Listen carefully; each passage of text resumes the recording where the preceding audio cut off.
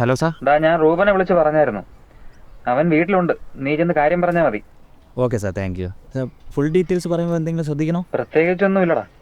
ഇടയ്ക്ക് രണ്ടെണ്ണം പൊട്ടിക്കാൻ തോന്നും, പക്ഷെ ചെയ്യരുത്. കാരണം ഒന്നാമതേ അവൻ പ്രസന്റ് ചെയ്യുന്ന രീതി ശരിയല്ലെങ്കിലും പറയുന്ന കാര്യമുള്ളതായിരിക്കും. രണ്ടാമത് അവൻ പഴയ കളരിയാണേ. ഓ സാർ, നോക്കിക്കോളാം.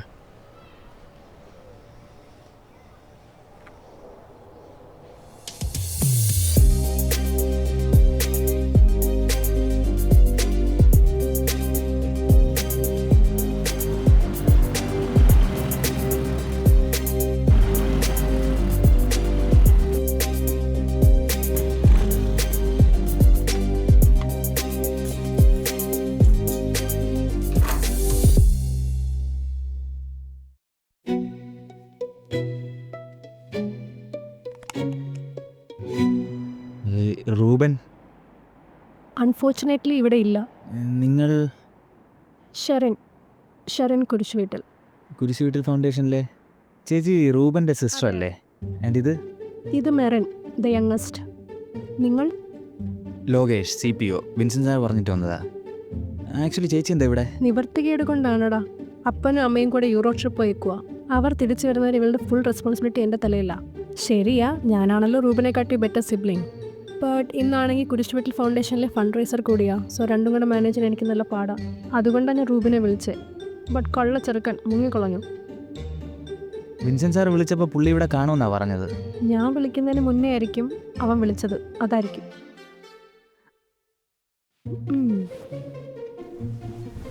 വിൻസെൻ്റ് എന്തായാലും റൂബിന് പുതിയ കേസൊന്നും കൊടുത്തിട്ടില്ലല്ലോ. പിന്നെ നീ വന്ന് എന്തെങ്കിലും ചെറിയ കേസിൻ്റെ കൺസൾട്ടേഷൻ ആയിരിക്കില്ലേ?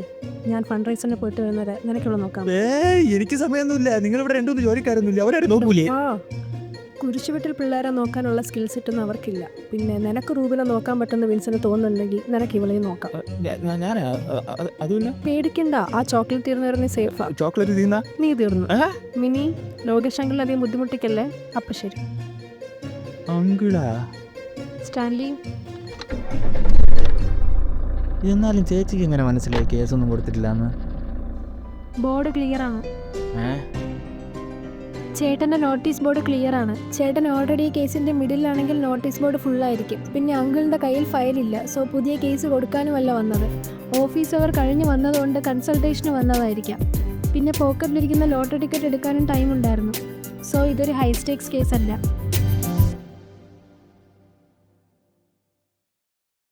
ഫാമിലിക്ക് മൊത്തം ഈ വട്ടുണ്ടല്ലേ.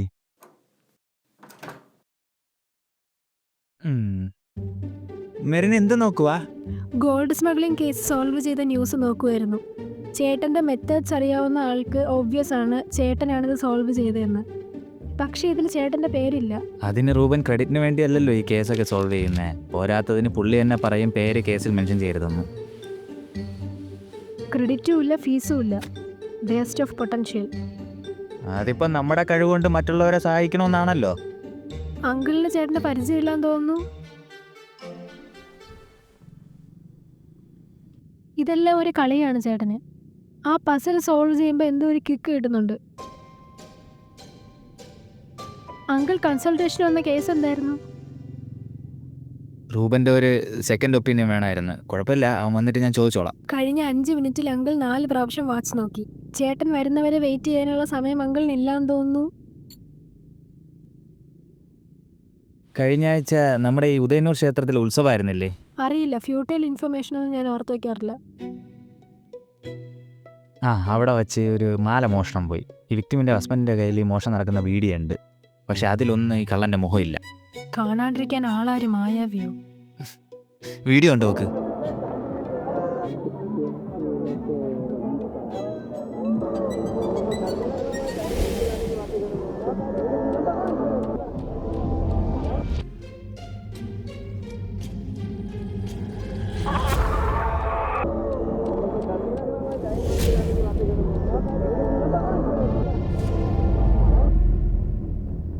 ആ മാല വാനിഷാണല്ലോ.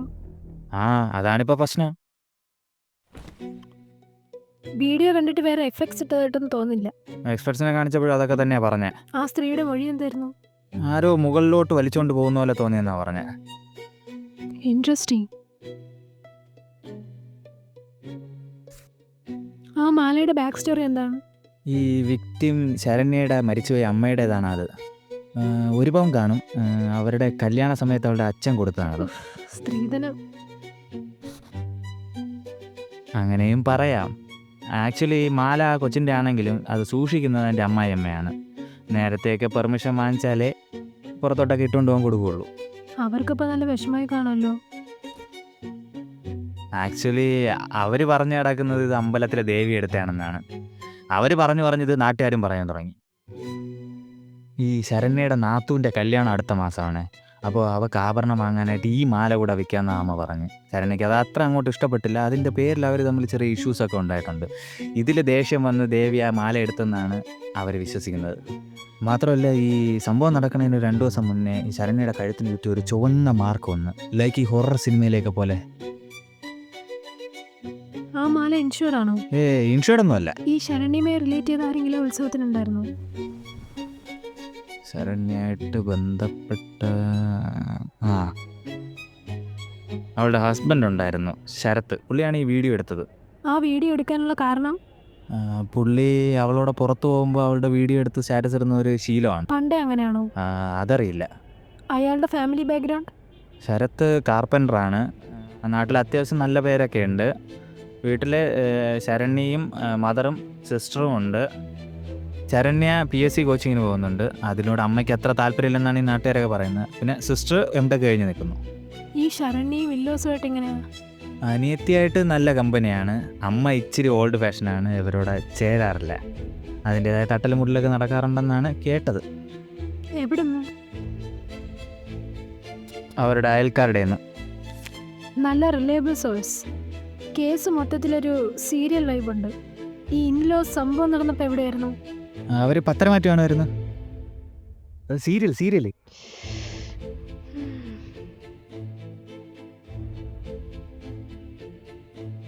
അപ്പോൾ അവർക്ക് ആലബയ ഉണ്ട്. ശരണ്യയുടെ ഫാമിലി ബാക്ക്ഗ്രൗണ്ട്? അച്ഛനും അനിയനും ഉണ്ട്. അച്ഛൻ റിട്ടയർഡ് ടീച്ചറാണ്, അനിയൻ ബാങ്കിലാണ് ജോലി ചെയ്യുന്നത്. പക്ഷെ അവരാരും ഈ മാല വിൽക്കുന്ന കേസ് അറിഞ്ഞിട്ടില്ല. അങ്കിളിന്റെ സെക്കൻഡ് ഒപ്പീനിയൻ വേണമെന്നല്ലേ പറഞ്ഞത്? അപ്പോൾ അങ്കിളിന്റെ തിയറി എന്താണ്? എൻ്റെ ഒരു തിയറി ശരത്തിൻ്റെ അമ്മയും സിസ്റ്ററുമാണ് ഇത് ചെയ്തതെന്നാണ്. കാരണം? അമ്മയ്ക്ക് ഓൾറെഡി മാല വിൽക്കണമെന്നായിരുന്നല്ലോ പ്ലാൻ. സിസ്റ്ററിന് കൂടുതൽ ആഭരണം വേണമെന്നുണ്ടായിരുന്നിരിക്കണം. അപ്പോൾ അവർ രണ്ടുപേരും ചേർന്ന് പ്ലാൻ ഇട്ടതായിരിക്കാം. പ്ലസ് അന്ന് രാവിലെ അവൻ്റെ അമ്മയും അവനും തമ്മിൽ പ്രശ്നം ഉണ്ടായെന്നാണ് കേട്ടത്. യെസ്, അവർ ഒരുമിച്ചാണ് അത് ചെയ്തതെങ്കിൽ ആ ആലിബൈ അവിടെ ഫെയിൽ ആവുമല്ലേ. പിന്നെ ആർക്കും ഒരു സംശയം വരാതിരിക്കാൻ എല്ലാം ദേവിയുടെ തലയെ കൊണ്ടുവച്ചു. Very good. അപ്പോൾ ഈ വീഡിയോയിലില്ലാത്ത ഇവരിതിങ്ങനെ മോഷ്ടിച്ചു? അവിടെയാണ് റൂബൻ്റെ വരവ്. ഇവരിത് എങ്ങനെ ചെയ്തു എന്നൊരു എക്സ്പ്ലനേഷൻ കിട്ടി എനിക്ക് കേസും ക്ലോസ് ചെയ്യായിരുന്നു. പിന്നെ എങ്ങനെയുണ്ട് എൻ്റെ പ്ലാൻ? നല്ല ബോറായിട്ടുണ്ട്. ഈ മാല കളഞ്ഞുപോയി കുറച്ച് ദിവസം കഴിഞ്ഞ് അമ്മയും മോളും വേറെ ആഭരണം വാങ്ങിക്കൊണ്ട് വന്നാൽ ഇവർ സംശയിക്കില്ലേ? അവരല്ല അല്ലേ. അങ്കിളെ, നമ്മൾ ഫാക്സിന് ചേർന്ന തിയറിയാണ് കണ്ടുപിടിക്കാനുള്ളത്, തിരിച്ചല്ല. ശുഭദിനം.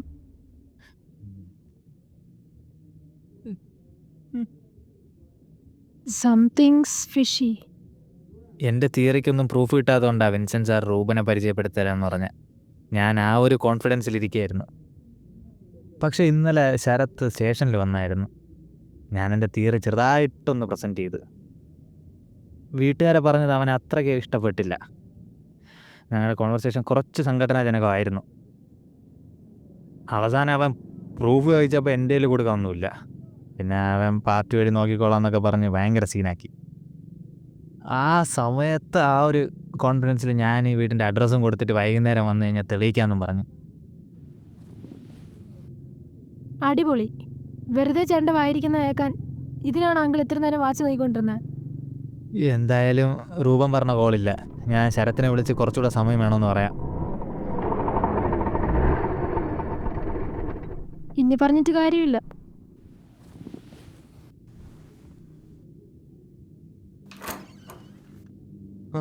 തെളിവിടോ? സോറി ശരത്തെ, നമ്മുടെ കയ്യിലുള്ള തെളിവുകൾ മൊത്തം അരിച്ചു പറയ്ക്കപ്പോഴാണ് മോഷ്ടിച്ചത് വേറെ ആരെങ്കിലും ആയിരിക്കും എന്ന് മനസ്സിലായത്. ഇതല്ല ഞാനും ആദ്യം പറഞ്ഞത്.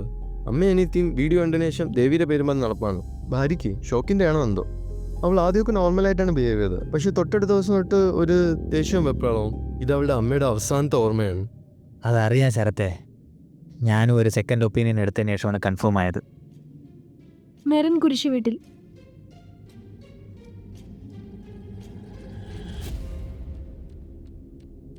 Consultant detective. ഈ പാൽക്കുപ്പിയാണോ നിന്റെ സെക്കൻഡ് ഒപ്പീനിയൻ? അതെ. ആ വീഡിയോ പരിശോധിച്ചപ്പോൾ ഓബ്വിയസ് ആണ് വേറെ ആരും അതിലില്ലാന്ന്. സോ നിങ്ങളുടെ അമ്മയും അനിയത്തിയും അല്ല മോഷ്ടിച്ചത്.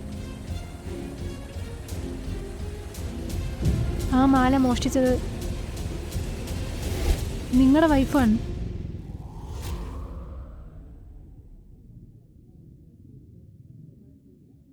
നിനക്ക് വട്ടാണ്. ഞാൻ പാർട്ടി വഴി നോക്കാം. സാർ മാറും. ശരത്തെ നിക്ക് ശരത്തെ, ഞാനൊന്ന് പറയട്ടെ. സാർ നിങ്ങളെ കൊണ്ട് നടക്കുകയൊന്നുമില്ല ഇത്. നിക്ക ശരത്തെ, നിന്നെ കൊണ്ട് ഇത് സോൾവ് ചെയ്യാൻ പറ്റും. പറ്റും.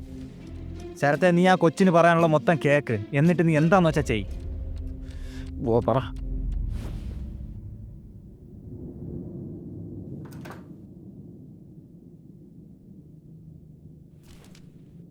ശരത്ത് പുതിയ ടേപ്പ് മെഷർ വാങ്ങിയല്ലേ? അതെ. എങ്ങനെ മനസ്സിലായി? അല്ല, അതും ഈ കേസുമായിട്ട് എന്താ ബന്ധം? പറയാം. നിങ്ങളുടെ ഇൻഡെക്സ് ഫിംഗറിൽ ടേപ്പ് മെഷറിൻ്റെ എഡ്ജ് തട്ടി മുറിഞ്ഞ പാടുണ്ട്. അതൊന്നുകിൽ പുതിയത് വാങ്ങിച്ചത് കൊണ്ടാവാം, അല്ലെങ്കിൽ മറ്റൊരാളുടേത് യൂസ് ചെയ്തത് കൊണ്ടാവാം. പക്ഷേ മറ്റൊരാളുടേത് യൂസ് ചെയ്യുമ്പോൾ അത് ഓൾറെഡി യൂസ് ചെയ്ത് പഴകിയത് കൊണ്ട് മുറിവ് വരാൻ ചാൻസ് കുറവാണ്. അതുകൊണ്ടാണ് പുതിയതെന്ന് ഗസ് ചെയ്തത്.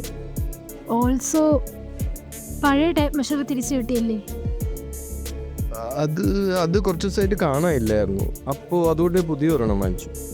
പക്ഷേ മോഷണം കഴിഞ്ഞ് പിറ്റേ ദിവസം നോക്കുമ്പോൾ നമ്മുടെ ബെഡിൻ്റെ അടിയിൽ നിന്ന് അത് കിട്ടിയിട്ടുണ്ടായിരുന്നു. അതും എടുത്ത് ഞാൻ വർക്ക് സൈറ്റിൽ പോയി അവിടെ ചെന്ന് തുറന്നു നോക്കുമ്പോഴാണ് കാണുന്നത് അത് തുറക്കാൻ പറ്റാണ്ട് സ്റ്റക്കായിരിക്കുന്നത്. അത് അവിടെ തന്നെ ഉപേക്ഷിച്ച് ഞാൻ തിരിച്ചു വന്നു. ആ ടേപ്പ് ഇപ്പോൾ എവിടെയാ? ഇന്നത്തോടെ പണിയെല്ലാം കഴിഞ്ഞു. അപ്പോൾ ടൂൾസും സാധനങ്ങളും എല്ലായിടത്തും വണ്ടി കിട്ടു. അതുകൊണ്ട് ശരണയ്ക്ക് എങ്ങനെ ഈ മാല മോഷ്ടിക്കാൻ കഴിയുന്നത്? കൊച്ചാ വീഡിയോ കണ്ടതല്ലേ? ഞാനൊരു ഡീല് വയ്ക്കാം. ശരത്തിൻ്റെ പുതിയ ടേപ്പ് തന്നാൽ ഞാൻ ആ മോഷണം നടന്ന എങ്ങനെയാണെന്ന് കാണിച്ചു തരാം. പഴയ ടേപ്പ് തന്നാൽ ഞാൻ ആ മാല തിരിച്ചു തരാം.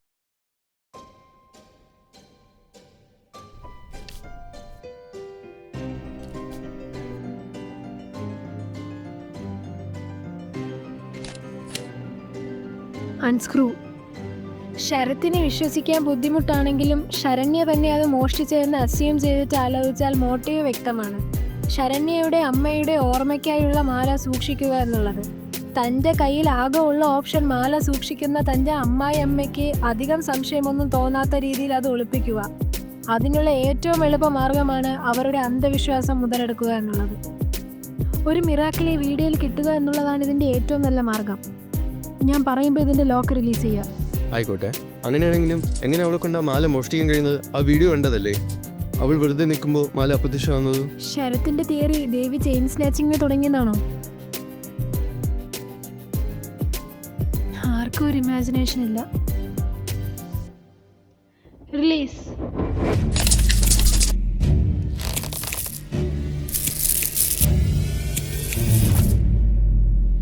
റിലീസ്.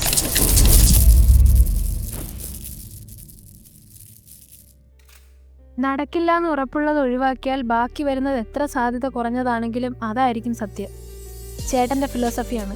ആ വീഡിയോ കണ്ടപ്പോൾ ഞാൻ നോട്ടീസ് ചെയ്തത് ആ മാല അൺഹുക്കായി ശരണ്യയുടെ കഴുത്തിൻ്റെ ബാക്കിലോട്ട് പോകുന്നതാണ്. പക്ഷെ അവൾ മൊഴിയിൽ പറഞ്ഞത് മാല മുകളിലോട്ട് പോകുന്ന പോലെ തോന്നിയെന്നാണ്. ഓൾമോസ്റ്റ് ഒരു മെജീഷ്യൻ മിസ്ഡയറക്റ്റ് ചെയ്യുന്ന പോലെ.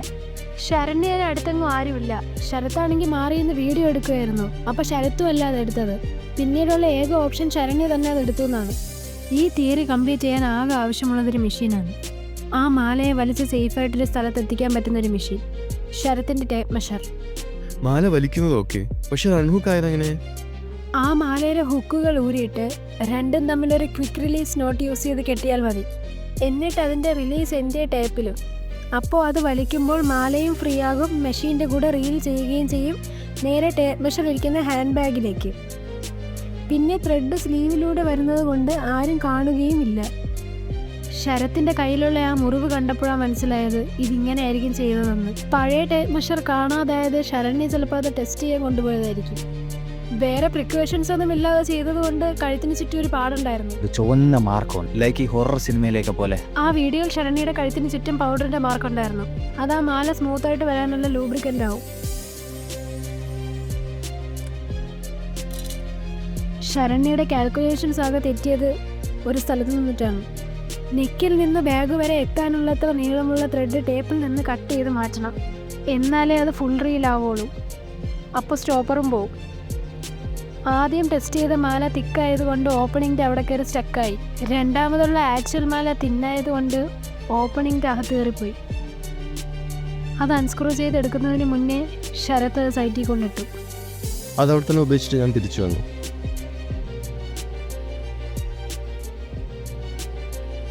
ഭാര്യയ്ക്ക് കൊണ്ടുപോയി കൊടുക്ക്. 2 ദിവസം ടേപ്പ് മെഷർ കാണാത്തതിൻ്റെ ദേഷ്യവും വിഷമമൊക്കെ ഒന്ന് മാറട്ടെ. മോൾക്ക് ഇതെങ്ങനെ? സിമ്പിൾ.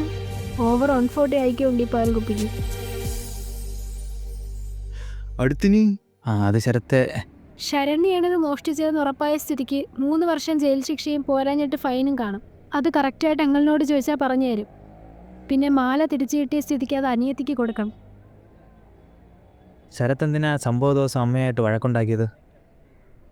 മാല വിൽക്കാതിരിക്കുക അമ്മയോട് പറഞ്ഞ് വഴക്കായതാണ്. ക്യാഷ് വേറെ ഏതെങ്കിലും വഴി ഒപ്പിക്കാമെന്ന് പറഞ്ഞതാണ്. പക്ഷെ അമ്മയ്ക്ക് അത്ര ബോധിച്ചില്ല. ശരത്തെ, നമ്മൾ 3 പേരും അല്ലാതെ വേറെ ആരും ഇതറിഞ്ഞിട്ടില്ല. കേസൊക്കെ തന്നെ ഡ്രോപ്പ് ആയിക്കോളും. താനിതുകൊണ്ട് അവക്ക് കൊടുക്ക്. തൽക്കാലം ഇതൊന്നും അമ്മ അറിയണ്ട.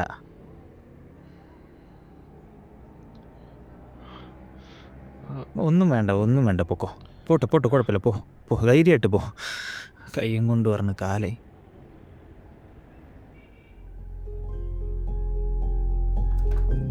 നിയമം തോറ്റു, അന്ധവിശ്വാസം ജയിച്ചു. എല്ലാ കേസും അങ്ങനെ ബ്ലാക്ക് ആൻഡ് വൈറ്റ് അല്ല.